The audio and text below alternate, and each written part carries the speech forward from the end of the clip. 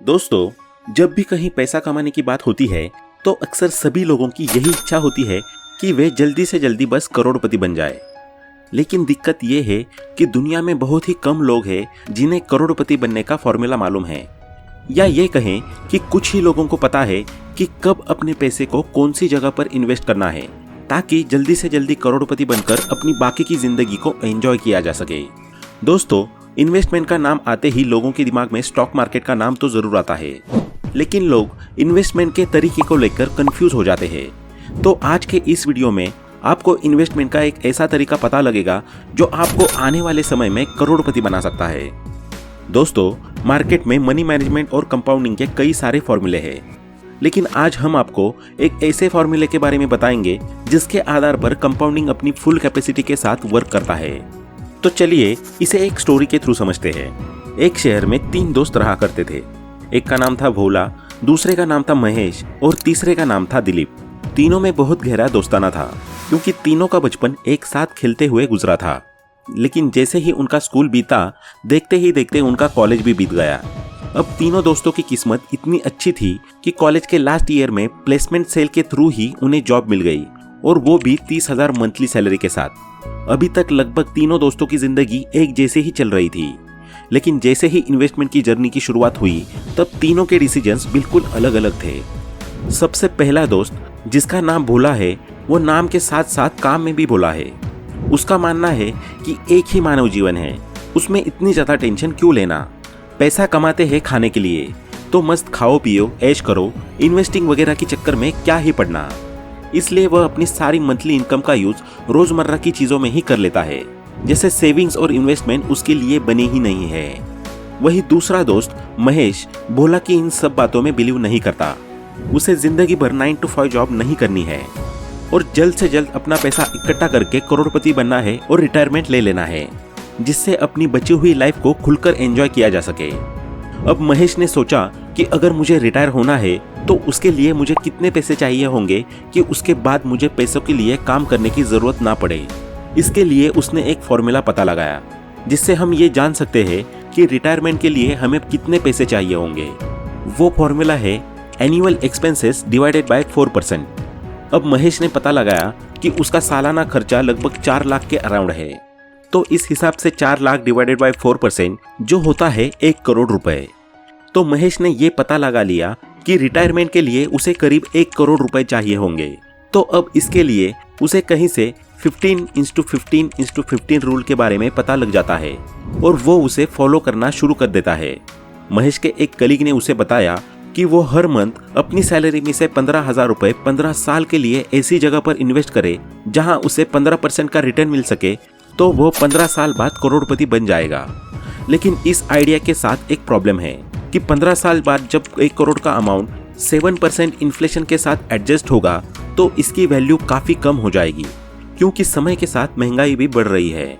महेश को जब ये बात समझ में आई तो उसने अपने इस फॉर्मूला को 15x15x15 की जगह 15x15x20 कर दिया।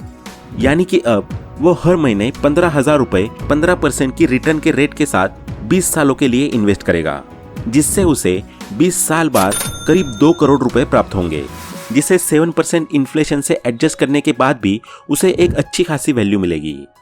अब शुरुआत में तो महेश ने 15x15x20 रूल को बड़े ही एक्साइटमेंट के साथ फॉलो किया, लेकिन कुछ समय बाद उसे ये बोरिंग लगने लगा, क्योंकि उसके दिमाग में एक बात परेशान कर रही थी कि 20 साल तक उसे 9 to 5 जॉब करनी पड़ेगी, तभी जाकर उसे 2 करोड़ रुपए मिलेंगे, जिनकी वैल्यू उस समय 2 करोड़ रहेगी भी नहीं। उसे ये थॉट एंजाइटी देने लगा और उसने अपना प्लान ही ड्रॉप करने का मन बना लिया। फिर एक दिन वो इन सब चीजों के बारे में सोच ही रहा था कि अचानक उसे ख्याल आया कि क्यों ना भोला के साथ जाकर दिलीप से मिला जाए, शायद उसके पास इन्वेस्टमेंट से रिलेटेड कोई आइडिया हो। महेश और भोला दोनों ने प्लान बनाया और वीकेंड पर पहुंच गए दिलीप के घर। पहले तो आपस में तीनों ने ढेर सारी पुराने वक्त की बातचीत की, फिर कुछ समय बाद इन्वेस्टमेंट पर बात आकर रुक गई। भोला को तो इन सब बातों में इंटरेस्ट नहीं था, लेकिन महेश को इन्वेस्टमेंट के बारे में काफी सारी बातें करनी थी दिलीप से। उसने दिलीप से कहा, भाई मैं लाइफ टाइम 9 to 5 की ये जॉब नहीं करना चाहता, मुझे इन्वेस्टमेंट का ऐसा कोई तरीका बता जिससे अच्छा रिटर्न मिले और मैं जल्दी से फाइनेंशियली फ्री हो जाऊं, क्योंकि मैं अपनी लाइफ को ऐसे ही बर्बाद नहीं करना चाहता।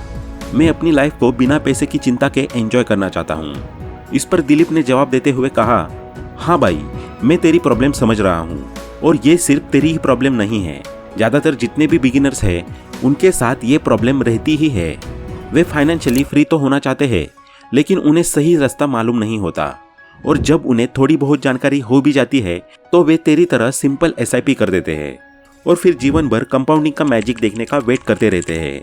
लेकिन तू चिंता मत कर, मेरे पास इस प्रॉब्लम का सोल्यूशन है। अगर कोई जल्दी फाइनेंशियली फ्री होना चाहता है, उसके लिए सबसे अच्छा तरीका है स्टेप अप SIP। इसकी सबसे अच्छी बात यह है कि इसके लिए हमें किसी रिस्की फंड में इन्वेस्ट करने की ज़रूरत नहीं पड़ती। इसके लिए हम सिंपल इंडेक्स फंड में भी इन्वेस्ट कर सकते हैं, जो कम से कम 12% का कंपाउंडिंग रिटर्न तो देता ही है। सिंपल SIP में हमें हर महीने सेम अमाउंट इन्वेस्ट करना होता है। वही स्टेप अप SIP में हमें अपने इस अमाउंट को हर साल कुछ % से इंक्रीज करना होता है। स्टेप अप SIP का ये फायदा है कि कई सालों बाद मिलने वाले 1 करोड़ हमें पहले से काफी कम समय में ही प्राप्त हो जाते हैं। दिलीप आगे महेश को समझाते हुए कहता है कि जैसे मेरा ही केस देख ले।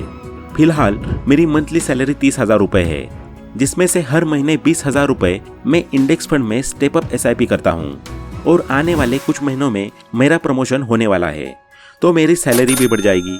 सैलरी बढ़ते ही मैं अपनी स्टेप अप SIP को 15% से इंक्रीज कर दूंगा, और ऐसे ही मैं हर साल अपनी SIP को 15% से इंक्रीज करता रहूंगा, और ऐसा मैं अगले 8 साल तक करूंगा। अब अगर हम स्टेप अप SIP कैलकुलेटर में देखें तो 8 साल बाद मेरे इन्वेस्टमेंट की वैल्यू करीब 50 लाख हो जाएगी।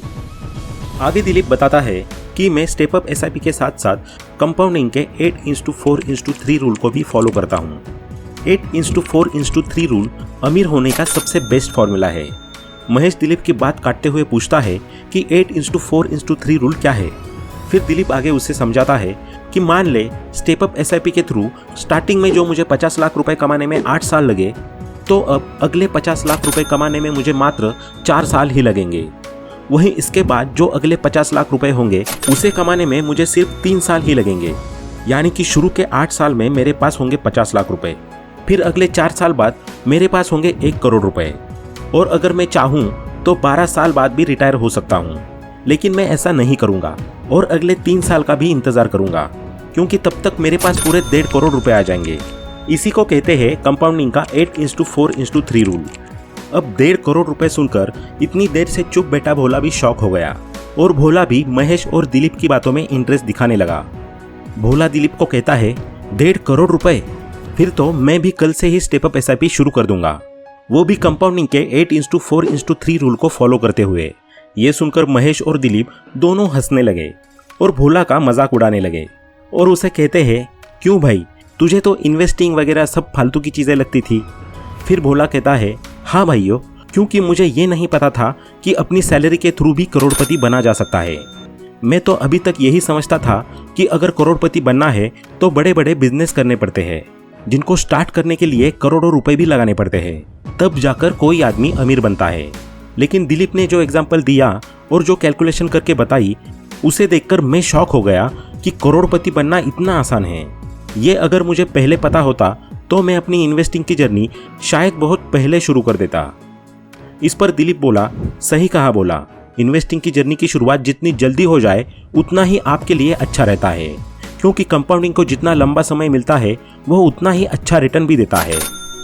तो दोस्तों, आप भी देर मत कीजिए और जल्द से जल्द अपनी इन्वेस्टमेंट जर्नी की शुरुआत कीजिए। और अगर जल्दी अमीर बनना है तो सिंपल SIP नहीं, स्टेप अप SIP के थ्रू इन्वेस्ट करना चाहिए, वो भी सिंपल इंडेक्स फंड में, जो आपको 12% का कंपाउंडिंग रिटर्न भी देता है और साथ ही आपकी मेहनत की कमाई को सेफ्टी भी प्रोवाइड कराता है। क्योंकि इंडेक्स फंड के अंदर देश की टॉप 50 कंपनीज को ही रखा जाता है, और वो भी तब तक जब तक वो कंपनियां अच्छा परफॉर्म कर रही है। जैसे ही किसी कंपनी की परफॉर्मेंस खराब हुई कि उसे इंडेक्स फंड से हटा दिया जाता है और उसकी जगह दूसरी कंपनी को ऐड किया जाता है जो उससे अच्छा परफॉर्म कर रही है। दोस्तों, स्टेप अप SIP के साथ साथ कंपाउंडिंग के 8:4:3 रूल को भी याद रखना जरूरी है, ताकि आप जल्द से जल्द फाइनेंशियल फ्रीडम को अचीव कर सके और अपनी लाइफ को एंजॉय कर सके। तो दोस्तों, आज के इस वीडियो में इतना ही। आशा करते हैं कि आपको ये वीडियो पसंद आया होगा। वीडियो पसंद आया हो तो लाइक करें अपने दोस्तों के साथ शेयर करें और चैनल को सब्सक्राइब करना ना भूलें। Thanks for watching.